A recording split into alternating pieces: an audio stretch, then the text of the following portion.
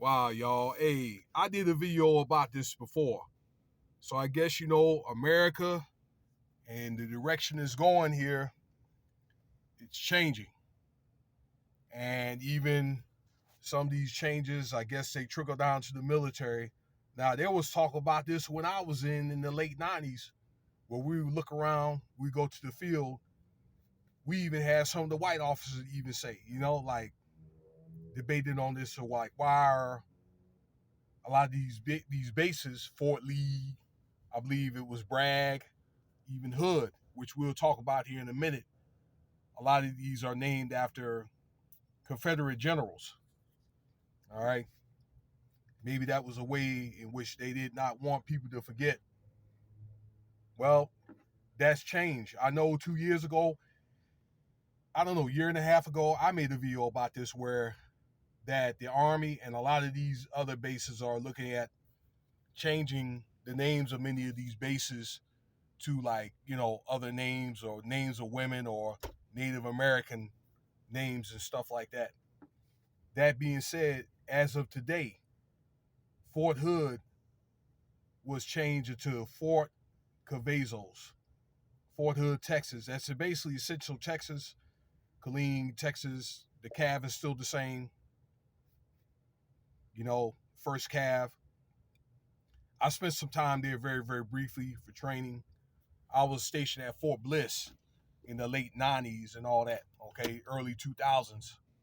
And we would go along to Fort Hood to do a little bit of training and that type of stuff. All right, classes. All right.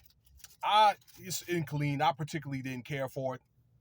I'd rather be somewhere like in Austin. I think Austin's like about an hour away, you know.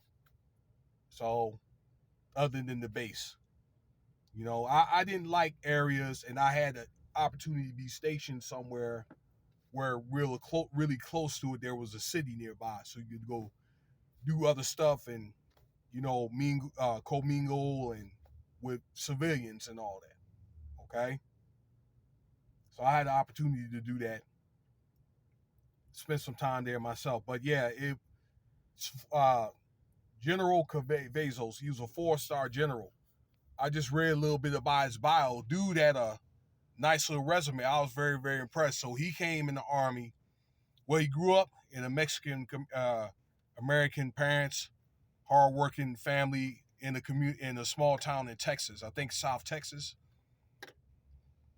and commissioned when he went to college at which is Texas Tech. They called it a different name. I think it was Texas Art Agricultural University. When he went, got commissioned, he served some time in the Korean War.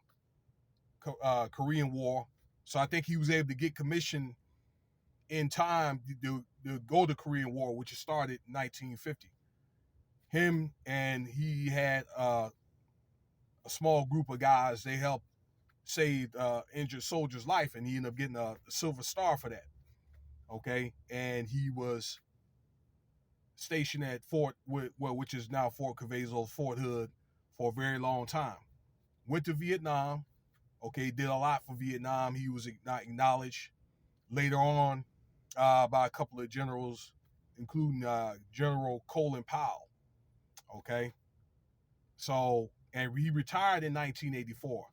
Now he made Lieutenant General in 1976, and then Brigadier General in 1976, and then General. No, I'll take that back. I'm sorry. Lieutenant, let's see.